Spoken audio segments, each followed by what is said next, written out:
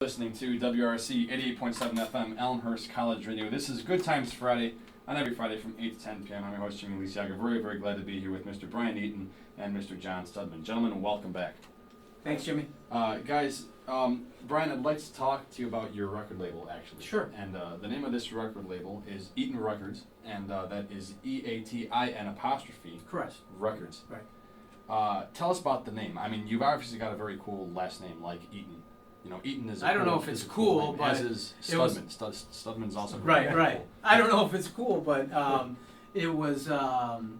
Yeah, I mean, obviously, it's a play on my last name, and it works. Definitely works. Yeah, it sounds really, really cool, right? I mean, Eaton Records sounds awesome. You know? Yeah. Yeah, and I get a lot of compliments on the logo with the mouth eating the record and stuff like that. So that immediately just lended itself when I was like, oh, we'll call it Eaton Records, and it was like, I can already think of a logo here, you know, kind of a thing. So, but yeah, that's pretty much how it came about. Was just we needed a label with our original band North back in, you know, when we got together in '92. We started working on a demo. And then we shopped that around a 3-song demo, and that eventually turned into our full-length album, Genocidal World. Well, when we needed if we were going to put it out independently, we needed a label to put it on. And so it was just kind of naturally, I had the studio, which was Eaton Records. That's really how it came about, was that I had the studio first. I had the recording studio, and I had named that Eaton Records. And from there, I was just like, well, call the label the same thing, basically.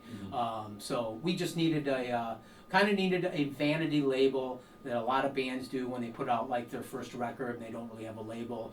So you got to slap something on there, and so we put that on there. And then since I had the studio, I had a lot of bands coming through, and I was recording a lot of local artists.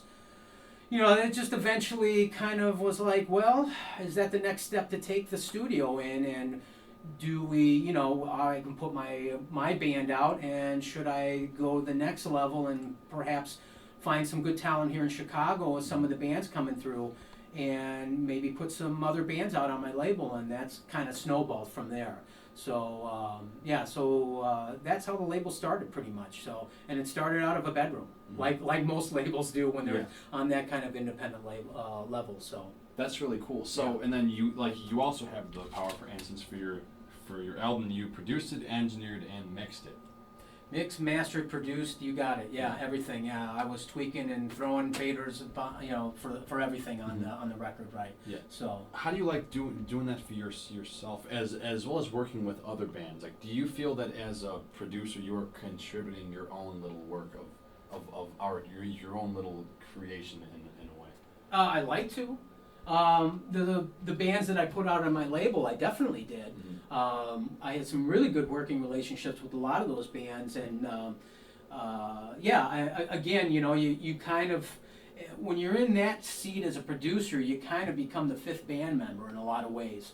And you know, they would play stuff for me that they wanted to record, and then I would give them suggestions, you know, because I've got to come at it from the angle of, we could tweak this and make it a little bit better commercially, because when it comes down to it, I want to sell some records, because it's not a charity, this is a business. And so that is a tightrope and a balancing act you got to walk with. You keep your artistic integrity, and you keep the band's artistic integrity, but at the same time you got to make it commercially viable, or you're shooting yourself in the foot, and you're going to throw a dud out there, and you're going to lose money. And is it ever hard to be like, you know, this has to be commercial?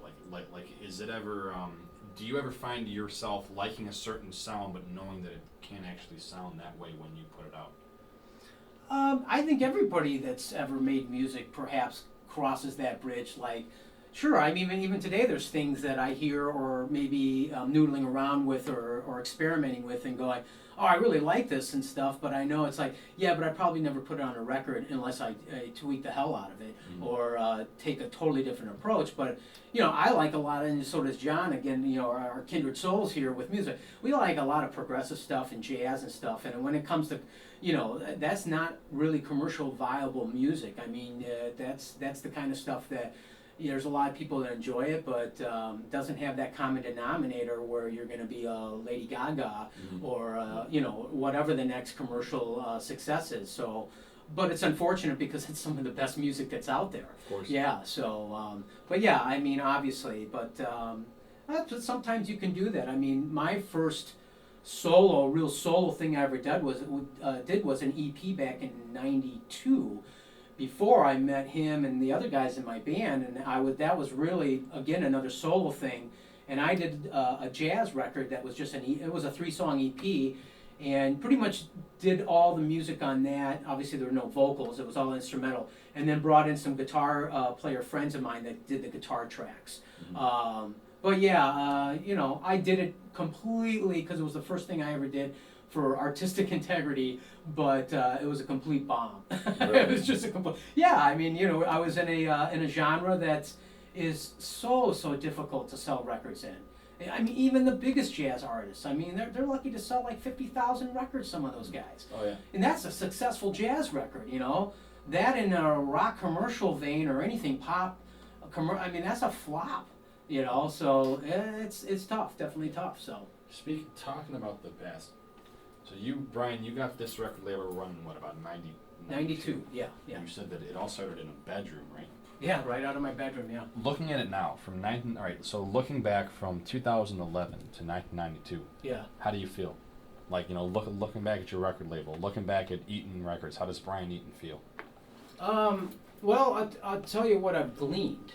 I feel good about it. It's nice. I hope that, if anything, I learned some really, really valuable lessons by doing that. How the industry worked, throwing myself into it and kind of learning on my own.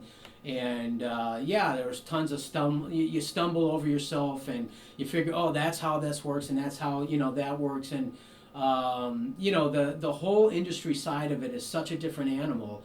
So if anything I take away from it, and this was one of the things I thought I was going to bring to this record was, almost 20 years of experience. I gleaned a lot over those years, that's for sure. Learned a lot about the record business, mm-hmm. is what I learned on that. So when you learn more about the business, as opposed to being such a young, innocent face in like 91, 92, whatever. Yeah. Young kid in his 20s, right? Do you think that, and John, this is open to you too, actually. I'd love to hear what both of you guys have to say, but do you ever feel disillusioned or disheartened? Like, do you guys ever feel like, like after taking in all that the business side has to offer, do you ever feel like, I don't know, it takes away the sweet taste of the music, or what do you guys think? I absolutely, totally, yeah. It was one of the reasons why I kind of put music on a shelf for a while and kind of got out of the business. Very disillusioned, very disheartened. You get disenchanted from it, and you think you put all that work into it, and it doesn't. When it really doesn't go very far, you're like, wow, what am I doing? I'm beating my head up against a wall. This is one of the toughest business in the world. But I think after I kind of put it on the shelf and stood back for a while and kind of took it all in and thought about it, when it does come down to it, I still missed it. And it was still fun. It was still it was my first love, and it was something that I knew I had to come back to, no matter how dark the industry is and how frustrating it is. I still had to just remind myself and say, well, at least you tried, but the most important thing, I had fun doing it, and I still am. So it's when you bring it back to the real world, it's a tough business. And there's tons and tons of bands and artists out there just every day struggling to make it, and new ones are coming and new ones are falling all the time. So big revolving door in this business. So I think John would concur with me on that completely. Oh, absolutely. It's not hard work when you have to do it. Mm-hmm. You know what I mean? Yeah. I mean, this isn't, being a musician, that's not something you go out to seek to do. It finds you. Yeah. For me personally, I have to do it or else I'll go crazy. Mm-hmm. I can't see myself doing anything else anyway. Mm-hmm. So, damn the torpedoes. I'm going to exactly right. Definitely put out that music, whatever. What is it that drove you guys both people to music? Like, when did you guys kind of first pick up a guitar or a drumstick and be like, you know, this is really what I want to do. This is what's going to keep me sane. You know, when did that really happen in your guys' lives? Go ahead, John. Yeah. Yeah, well, I mean, it really goes back to taking piano lessons from my mom when I was 5 years old. Apparently, I was crying the whole time. They could have, they should have seen, you know, hey, we got to have someone else teaching him. But then I was a trombone player for many years, 7 years, all the way through school and, you know, marching and everything. I figured out, you know, hey, you know, Back in Black doesn't sound so good on the trombone. Mm-hmm. You're having trouble singing and playing this at the same time. Did you try running it through a rectifier? So, yeah, I mean, basically, you know, I heard Eddie Van Halen and that was it. The rest was history. Yeah, the rest is history. Yeah. Yeah, I grew up in a real musical family. My dad always played, he played clarinet in college. He played a little bit of keyboard, but his main love was singing. He's a huge jazz fanatic. He actually sits in on occasion with the Mel Brown Quartet in downtown Portland, Oregon. And Mel Brown is a famous Motown drummer from the 60s. Played with, man, you name it. And he toured with Stevie Wonder.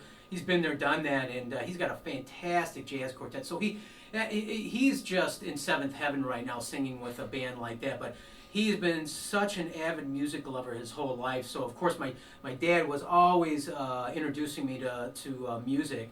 And then on top of that, I had my older brother who was a guitar player. And he was constantly showing me new rock bands and stuff. So my first instrument was drums. And that really came out of expedience because my brother needed a drummer to jam with. Mm-hmm. So at 9 years old, he's basically, you need to get a drum kit and learn because I need a drummer to jam with. So that's really how it came out. I was just kind of like, okay, it's not like I really wanted to be a drummer and I had my heart set on it. He just kind of was, you know, he knew it was out of necessity and was like, you know, you really should get a drum kit, learn, and then we can, you know, I could have somebody to jam with. And so I did, and as we will say with both of us, the rest was history kind of a thing. And that just blossomed into more stuff. I got more interested in other instruments, guitar. I took some jazz piano in college, and I started branching out into other instruments and stuff like that. But that's how it all started, Yeah. So, all right, Brian and John, both of you guys. So, all right, Brian, this is your first release in a long time, right? That's what you said. You got kind of burnt out, so this is kind of what you've been. This is a collection of both recent stuff and stuff that you've had in the past that you've kind of. Yeah, just stuff I kind of put on the shelf that I had written on guitar. A lot of it, just me and my acoustic guitar at home, and written some about half the record over the last 15 years, and knew I'd like maybe someday I'd do something with these songs, and eventually I just I decided. It was time. It was time to put out another record. It had been a while, and I thought, what the heck, I've never really put out a solo commercial rock record on my own, and I just thought, now was the time to do it, and so here we are, yeah. So after thinking that, okay, this is a song that I should do something with, and after you've actually done it and put them down on this album, Graphic Nature, how do you feel about the future? Like, what do you think? Do you think there's going to be much more from Brian Eaton? God, I hope so. I've gotten such good responses from this record, and there's going to be another record. I mean, I know I've already got some stuff written that would go on the next one, but it's too much fun. It's just too much fun, and I've got ideas different things I'd like to try on the next one to make it stand out from this one and stuff like that. But I'm really hoping this is just the beginning, and hopefully this will, I don't know eventually how long it will go, but the train's rolling and I'm on it, and we'll see where it takes us. So, definitely. Yeah. Brian Eaton, John Stubman, thank you guys so much for being on the night. Thank you, Jimmy. Oh, you guys are very, very welcome. Everybody out there in Radio Land, Brian and John, they're going to be on with us again in a second to play the song, The One Who Shines, which was written by Mr. Brian Eaton. It's on the album. It's the last track on their album, Graphic Nature. So we'll be right back with them. This is WRC 88.7 FM, Elmhurst College Radio, and until then, this is Tinnitus. So turn down those radios. I'm just kidding, but leave them on WRC.